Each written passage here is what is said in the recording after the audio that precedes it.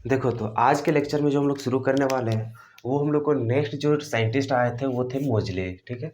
तो ये भी है जो जितने भी एलिमेंट्स थे उनके ऊपर काम किया था। ठीक है। तो इसी चलते हेडिंग भी लिखा हुआ है मोजलेस वर्क।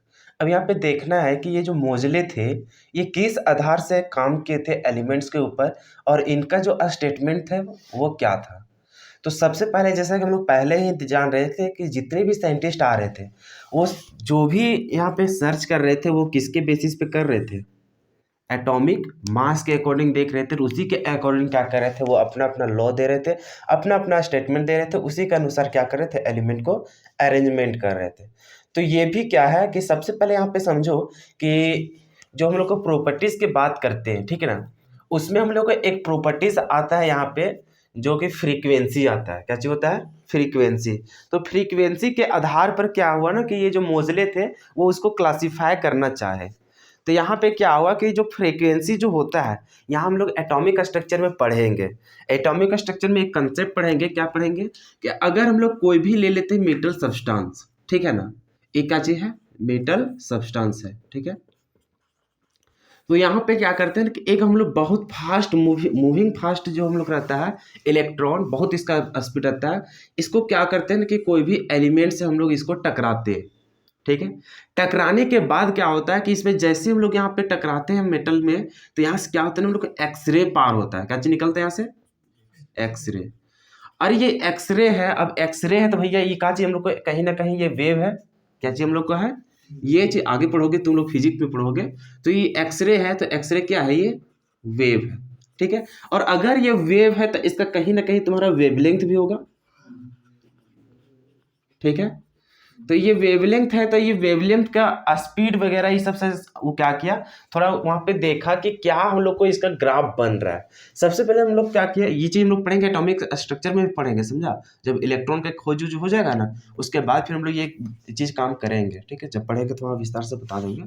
तो यहाँ पे क्या किया था, एक फास्ट मूविंग हम लोग क्या किया, इलेक्ट्रॉन से कोई भी हम लोग क्या कर रहे थे, हैवी हैवी मास वाला क्या करते हैं हम लोग मेटल के साथ, यहाँ पे कैसे अनुसार से कर रहे थे, हम लोग मास के अकॉर्डिंग से कर रहे थे। किसके अनुसार से, मास के अनुसार से। तो क्या हुआ ना कि सबसे पहले तो इलेक्ट्रॉन जैसे पास करता है मेटल वगैरह से, बहुत स्पीड रहता है इसमें, ठीक ना, वहां से क्या निकलता है हम लोग को, एक्सरे निकलता है। अब एक्सरे जो निकलता है, अब वो हम लोग को क्या है, वेव है।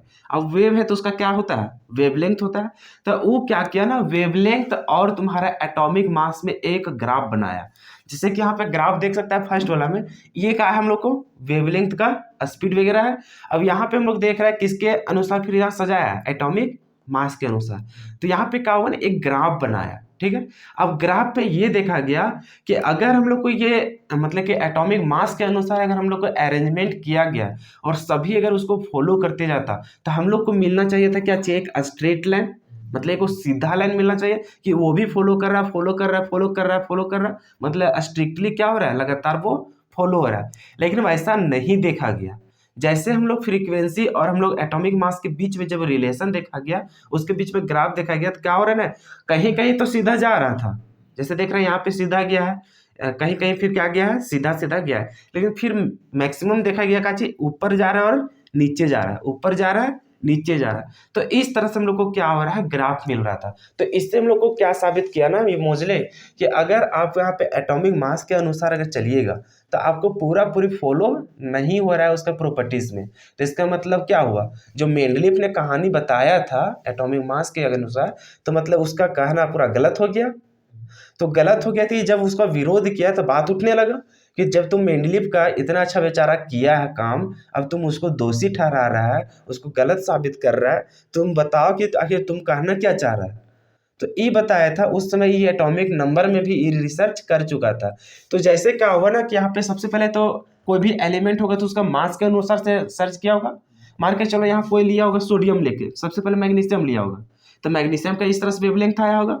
उसी तरह से सोडियम किया होगा, तो यहाँ कहाँ देखने को मिला होगा कि जो सोडियम का होगा और वहां से मैग्नीशियम का जो होगा, मैग्नीशियम को पहले सजाया होगा उसके बाद सोडियम को आया होगा। तो हो सकता है इसका वेवलेंथ थोड़ा ऊपर नीचे हुआ होगा। तो इस तरह से यहाँ पे देखा गया, तो क्या हुआ ना कि स्ट्रेट लाइन टाइप से हम लोग को आ नहीं रहा था। लेकिन जैसे जैसे वो क्या किया, एटॉमिक नंबर के अनुसार से देखा, यहाँ पे जो था, यहाँ पे सजा रहा था कैसा, हैवी मास के अनुसार से देख रहा था, समझा। अब हैवी मास के अनुसार से देख रहा था मतलब कि मास के अनुसार से हम लोग देख रहा था, लेकिन जैसे इसको हम लोग एटॉमिक नंबर के अनुसार से देखा गया, एटॉमिक नंबर के अनुसार से एक एक बार क्या किया, चेक करते गया। सबसे पहले क्या क्या होगा, सोडियम लिया होगा, मैग्नीशियम लिया होगा, एल्युमिनियम लिया होगा, इस टाइप से कर रहा होगा। तो वो क्या किया, उसका जो वेवलेंथ था, अब वेवलेंथ और उसका एटॉमिक नंबर के बीच में जब रिलेशन देखा गया तो उसमें क्या पाया गया, सारा का सारा हम लोग को स्ट्रेट लाइन के अंदर आ गया। मतलब सारा का सारा क्या कर रहा था, प्रॉपर्टीज को मेंटेन कर रहा था। समझ में आया। तो इस ग्राफ के अनुसार वो समझा दिया कि जो मेंडलीव थे, मेंडलीव कहीं ना कहीं अपना स्टेटमेंट गलत दे रहे थे वहां पे। उनका कहना तो ठीक है, कहीं कहीं तो फॉलो होता है, लेकिन पूरा पूरे फॉलो नहीं होता। तो यहीं से वो क्या किए ना कि वहां पे गलत साबित कर दिए उसको, मेंडलीव को। समझ में आया। और वो नया चीज हम लोग को दे दिया कि देखो, अगर एटॉमिक नंबर के अनुसार अगर तुम सजाओगे एलिमेंट को, तो उसमें क्या होता है ना कि हम लोग को प्रॉपर्टीज सारा कुछ मेंटेन करना स्टार्ट हो जाता है, वो सारा प्रॉपर्टीज को फॉलो करने लगता है।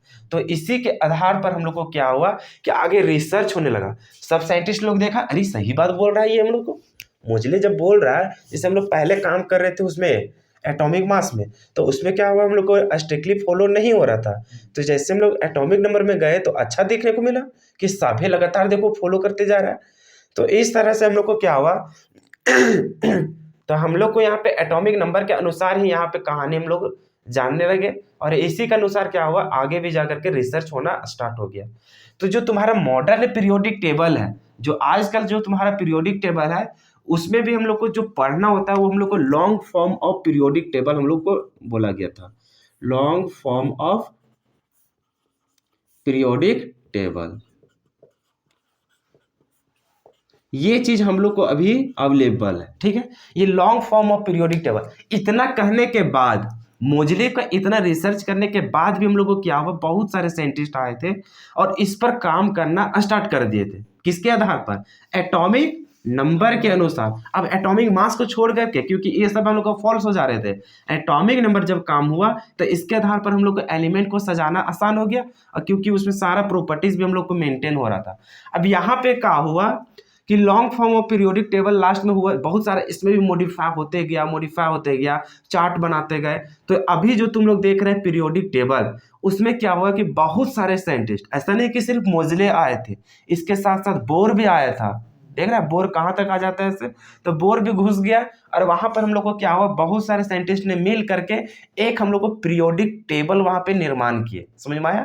तो उसमें बहुत सारे साइंटिस्ट हैं, हालांकि सभी को जानने की वहां पे जरूरत नहीं होता है, बाकी उसका हम लोग प्रॉपर्टीज वगैरह का जानेंगे, बाकी साइंटिस्ट के बारे में मतलब नहीं रहता। तो इसी चलते वहां पे लिखा हो रहा था क्या चीज, मॉडर्न पीरियोडिक टेबल, जिसमें से वो भी हम लोग पढ़ रहे हैं क्या चीज, long form of periodic table. इससे पहले भी छोटा छोटा हम लोग को पीरियोडिक टेबल बनाया गया था, जो कि उन लोग भी क्या हो रहा था, फुलफिल नहीं हो पा रहा था। तो उसी तरह से रिसर्च करते गए, तो सारे साइंटिस्ट मिल करके एक हम लोग को क्या हुआ, पीरियोडिक टेबल बनाए, जिसको हम लोग क्या बोलते हैं, long form of periodic table, जो अभी हम लोग पढ़ रहे हैं। समझ में आया। तो उसी का आधार से हम लोग देखे, उसको किस आधार से सजाया गया था, एटॉमिक नंबर के अनुसार से। बस इतना ही हम लोग को जानना था, इसको नोट कर लो। समझ में आया कि मोजले क्या काम किए थे। ये क्या किए थे, हम लोग को यहाँ पे एक हम लोग को प्रॉपर्टीज होता है क्या चीज, वेवलेंथ का, क्योंकि वो भी तुम लोग को है, हर एक एलिमेंट का वेवलेंथ तो अलग अलग होगा। तो उसी के आधार पर क्या हुआ, वो एक ग्राफ को यहाँ पे किए। ऐसा नहीं कि ये भी हम लोग कहने का तो है बहुत आसान है, लेकिन समझ रहे हैं इसके पीछे कितना वर्क किया होगा सर। क्योंकि उस समय तक का कोई बता रहा था कि एटॉमिक नंबर के अनुसार से, कोई नहीं बता रहा था। सब जा रहा था किसके आधार से, एटॉमिक मास के आधार से। देख रहा उधर डॉबर्नियर भी आया, चाहे तुम्हारा उधर आया तुम्हारा का चिलोथर मेयर आया, फिर तुम्हारा मेंडलीव भी आया, सब काम कर रहे थे किसी पर, एटॉमिक मास के अनुसार से। लेकिन ये इंसान थे कि बहुत अलग तरीका से, इसमें यूनिक तरीका से वहां पे रिसर्च किए, जो कि क्या निकला, एटॉमिक नंबर। अब आदमी सबको क्या हुआ, एक हिंस मिल गया कि अरे अब जो काम करना है किसके अनुसार से करना है, एटॉमिक नंबर के अनुसार से। तब यहाँ से रिसर्च करना जब स्टार्ट किए तो उन लोग को धीरे धीरे क्या हुआ, सहूलियत होना स्टार्ट हो गया। समझ में आया। अब इतना तुम लोग लिख लो, उसके बाद हम लोग काम करेंगे मॉडर्न पीरियोडिक टेबल के बारे में, यहाँ पढ़ेंगे और उसी पर हम लोग काम करेंगे धीरे धीरे। चलो नोट कर लो, थोड़ा सा समझ लो कि नीचे एक लाइन लिखे थे, इसके बारे में मैं समझाना यहाँ पे भूल गया। जैसे कि यहाँ पे क्या था, मोजले के अनुसार क्या था कि जो properties of elements are periodic function of atomic number. जो यहाँ पे मोजले के अनुसार जो यहाँ पे दिया गया है ग्राफ वगैरह, ठीक है, उसमें हम लोग देख रहे हैं कि प्रॉपर्टीज ऑफ एलिमेंट्स, जो एलिमेंट्स के प्रॉपर्टीज थे वो क्या है, पीरियोडिक फंक्शन है किसका, तो एटॉमिक नंबर का। यहाँ तक तो तुम लोग समझ गया था कि एटॉमिक नंबर के अनुसार वो सजाया है, इसी चलते उसी का वो क्या है, फंक्शन है। यहाँ तक समझ गया। लेकिन यहाँ पे थोड़ा सा कुछ हम लोग को लिखा हुआ है, वो क्या लिखा हुआ, पीरियोडिक फंक्शन। इसके बारे में तुमको समझना होगा। ये पीरियोडिक फंक्शन कहने का मतलब क्या होता है ना, कि हम लोग को जैसे यहाँ पे एलिमेंट तो सजा दिया गया था, अब यहाँ पे क्या हुआ कि कुछ समय के बाद, जैसे हम लोग क्या कर रहे थे वहाँ पे जो डॉवर्नियर वगैरह पढ़ रहा था ना, कि कुछ समय बाद क्या होता था, एलिमेंट जब फिर से रिपीट हो रहा था तो उसका प्रॉपर्टीज मैच कर रहा था। उसी तरह से इसमें भी क्या हुआ कि कुछ समय बाद, मतलब सर्टेन डिस्टेंस के बाद क्या हुआ कि जैसे हम लोग एलिमेंट को फिर से देखा गया तो क्या हुआ कि स्टार्टिंग वाला से वो क्या हो गया, चाहे आपस में किसी किसी से क्या हुआ, उसका प्रॉपर्टीज मैच करने लगा, तो उसको भी हम लोग उसी आधार से उसको क्या किया गया, अरेंज किया गया। तो यहाँ पे पीरियोडिक फंक्शन के बारे में हम लोग को क्या समझे यहाँ से, कि उसका हम लोग को जो बहुत सारे एलिमेंट्स थे उसका एक दूसरे से क्या हो रहा था, उसका प्रॉपर्टीज भी बहुत सारा मैच कर रहा था। समझ में आया। तो लगातार हम लोग यहाँ पे मैच कर रहा था, उसी के लिए हम लोग यहाँ पे यूज करते हैं क्या चीज, पीरियोडिक फंक्शन। बाकी हम लोग को कुछ यहाँ पे जानना नहीं था। अब देखो जो नेक्स्ट टॉपिक जो हम लोग पढ़ने जा रहे हैं वो हम लोग मॉडर्न पीरियोडिक टेबल हम लोग पढ़ने जा रहे हैं, ठीक है। अब ये मॉडर्न पीरियोडिक लॉ में हम लोग देखेंगे कि आखिर क्या क्या यहाँ पे हम लोग को देखा गया। सबसे पहले देखो कि properties of elements are function of atomic number. इतना तो तुम लोग पहले से जान चुका है कि जो मोजले थे वो भी हम लोग एटॉमिक नंबर पे अरेंज किए हैं, और इतना जान गया कि जो मोजले के अनुसार ही हम लोग को क्या हुआ आगे, मतलब कि पीरियोडिक टेबल को पूरा सजाना स्टार्ट हुआ, ठीक है। तो उसको भी कौन सा बेसिस पे किया गया, एटॉमिक नंबर के अनुसार से। अब जो तुम्हारा मॉडर्न पीरियोडिक टेबल है वो यही है। अब यहाँ पे देखोगे तो यहाँ पे कुछ कुछ तुम लोग को समझ में आना चाहिए, हालांकि 10th क्लास में भी तुम लोग पढ़ चुका है। यहाँ पे देखोगे तो यहाँ 1 2 3 करके कितने तक लिखा है, 7 तक, ठीक है। तो यहाँ पे देखो कि फर्स्ट वाला में एलिमेंट रखा हुआ है, सेकेंड वाला में रखा हुआ है, थर्ड में रखा हुआ है, फोर्थ में रखा हुआ है, 5 में रखा हुआ है, इसी तरह से 7 तक रखा हुआ है। और ये जो इस तरह का लाइन हम लोग बोल रहे हैं, इसी को हम लोग क्या बोलते हैं, इसको हम लोग हॉरिजेंटल, हम लोग क्या बोलते हैं इसको, हॉरिजेंटल रो। अरे एक्स एक्सिस वाला उसको हम लोग बोलते हैं हॉरिजेंटल, और उसी हॉरिजेंटल रो को, ये वाला लाइन को क्या बोलते हैं, रो बोलते हैं। और ये किस तरह से हॉरिजेंटल है, तो इसी हॉरिजेंटल रो को हम लोग क्या बोलते हैं, पीरियड बोलते हैं। क्या बोलते हैं, पीरियड्स। हालांकि ये तो हम लोग वहाँ पे बता चुका था, वो कौन, हम लोग जब देखे थे उसका मेंडलीव का, तो मेंडलीव भी यही बोला था कि जो हम लोग हॉरिजेंटल रो है उसको हम लोग क्या बोलते हैं, पीरियड बोलते हैं। और वो भी पीरियड कितना बोला था, 7 बोला था। और यहाँ पर भी देखते हैं मॉडर्न वाला भी तो कितना रहता है हम लोग को, 7 ही रहता है पीरियड। अब यहाँ पे देखो उसी तरह से इस तरह से भी एक लाइन बनाया गया है, इसको हम लोग वर्टिकल लाइन बोलते हैं, वर्टिकल कॉलम। अब ये वर्टिकल कॉलम हम लोग देख रहे हैं कि कितना, यहाँ पे देखो नंबरिंग लिखा हुआ है, यहाँ पे 1, यहाँ पे देखो 1 2, उसी तरह से देखो 3 4 5 6 7 करते करते कहाँ तक गया है, 18 तक। तो मतलब कि यहाँ से हम लोग को समझ में आया कि जो हम लोग को ग्रुप है वो ग्रुप कितना है हम लोग को, 18। मतलब जो नया जो मॉडर्न पीरियोडिक टेबल है इसके अनुसार तुम्हारा जो पीरियोडिक टेबल में जो रो है, मतलब तुम्हारा जो पीरियड है वो पीरियड कितना है, 7 है। और जो तुम्हारा कॉलम है, मतलब जो तुम्हारा क्या चाहिए, ग्रुप है, वो ग्रुप कितना है, 18। तो यहाँ से इतना ही सिर्फ हम लोग को लिखना है कि मॉडर्न पीरियोडिक टेबल के अनुसार पीरियड कितना है, 7, और ग्रुप कितना है, 18।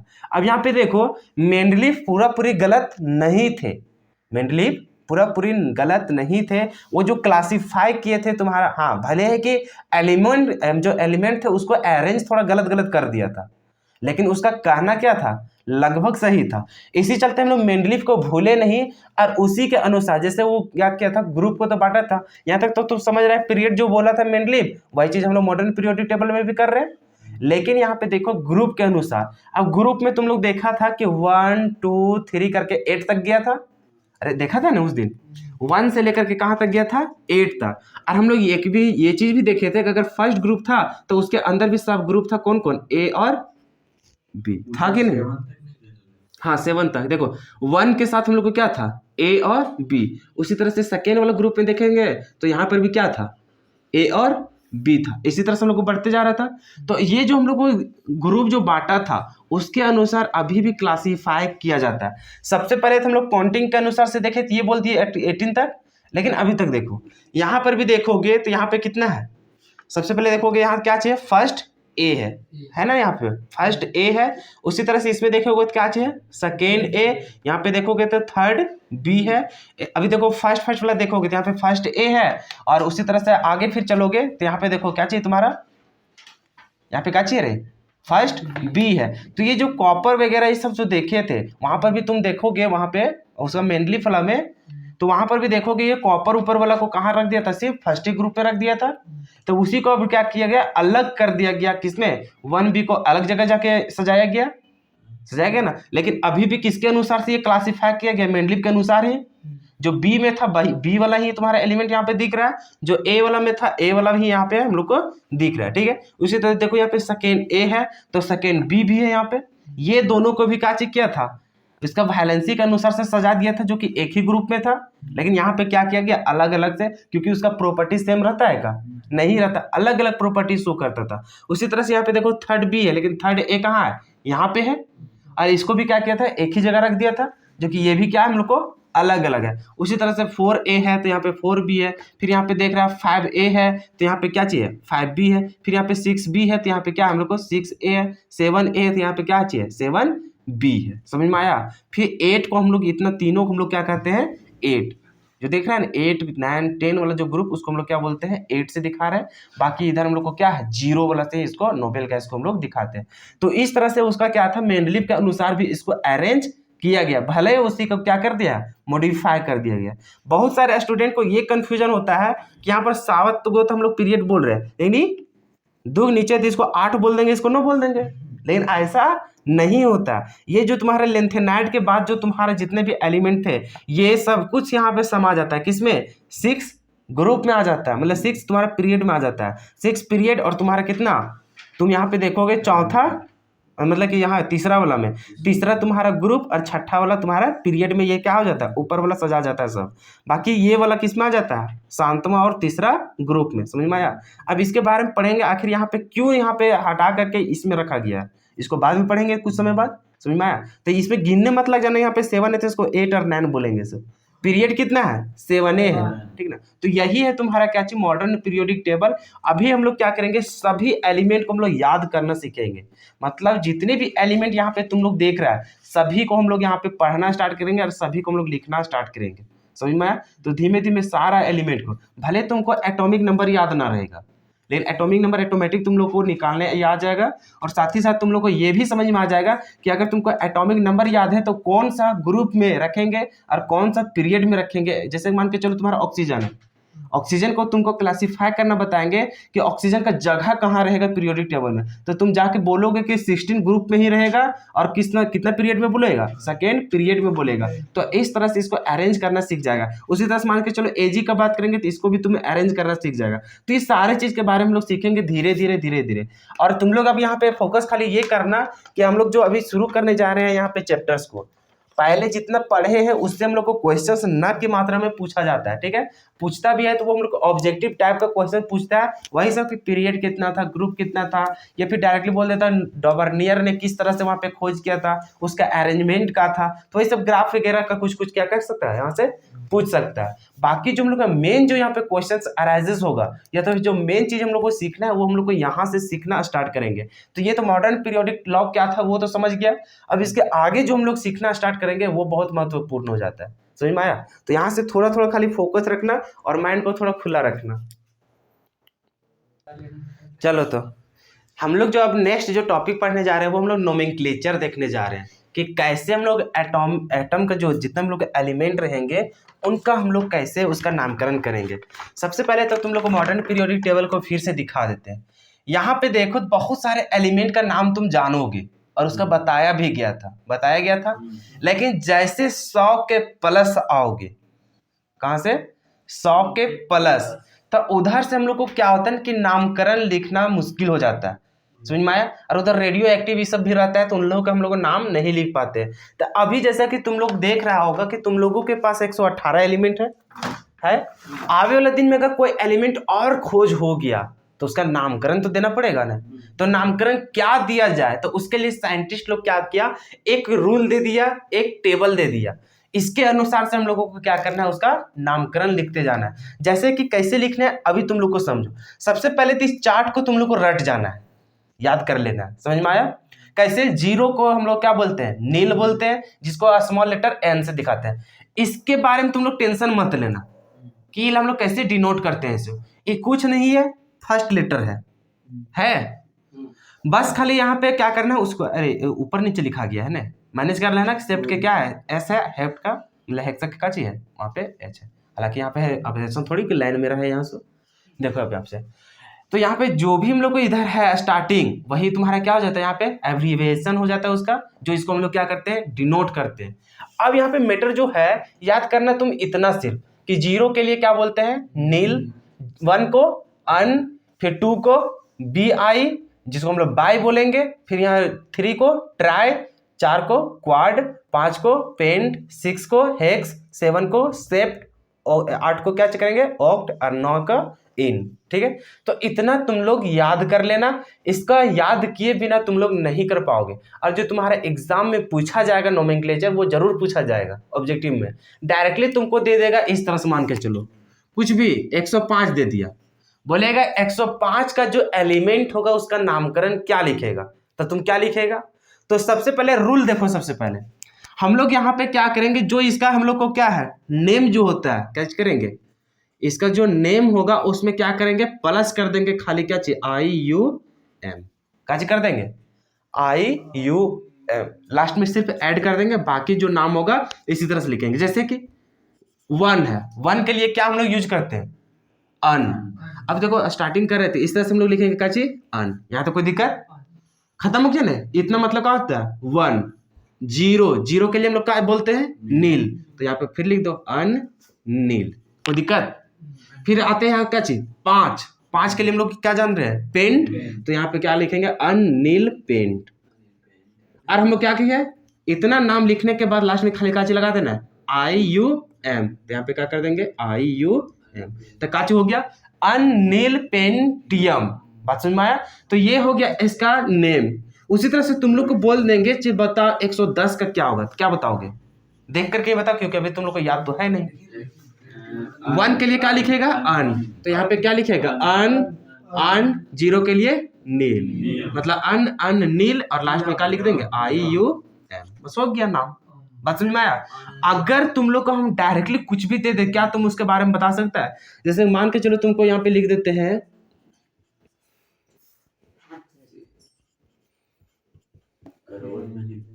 अच्छा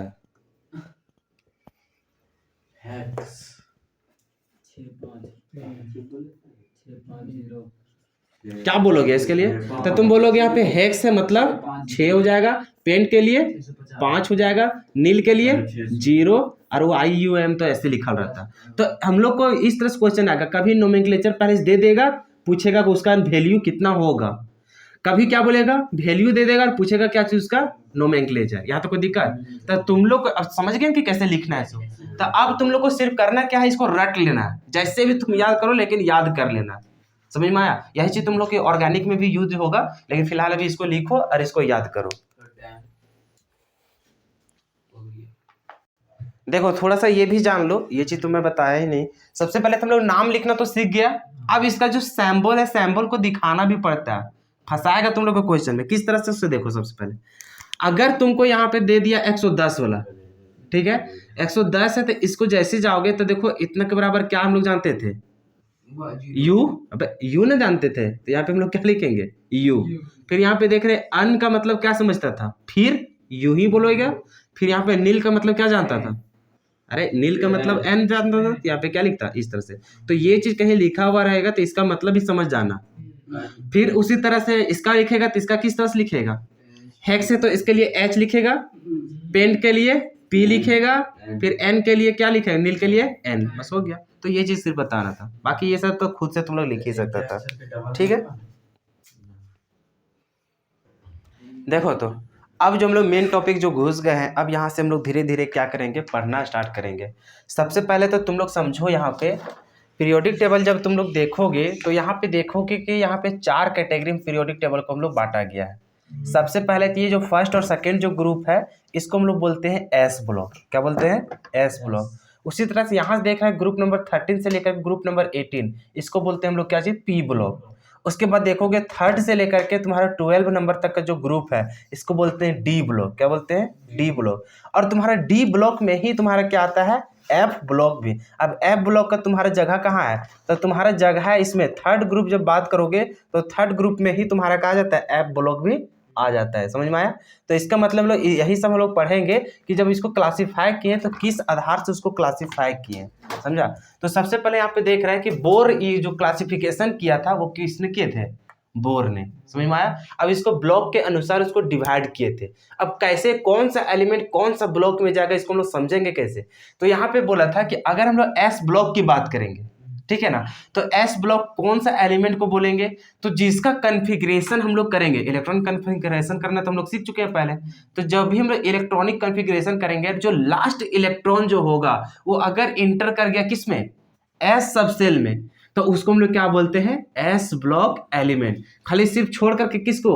हीलियम को, क्योंकि हीलियम में हम लोग कन्फिग्रेशन करेगा, जैसे हीलियम का करोगे क्या होगा? 1s2 होता है, तो तुम बोलोगे लास्ट इलेक्ट्रॉन तो एस में आया, तो इसको भी एस ब्लॉक होना चाहिए। लेकिन इसको नोबेल गैस में रखा गया है। इसका प्रॉपर्टीज, भले इसका कन्फिग्रेशन हम लोग फर्स्ट ही सेल में खत्म हो जाता है, लेकिन इसको हम लोग नहीं रखते हैं इधर एस ब्लॉक में, इसको हम लोग रख दिए किधर?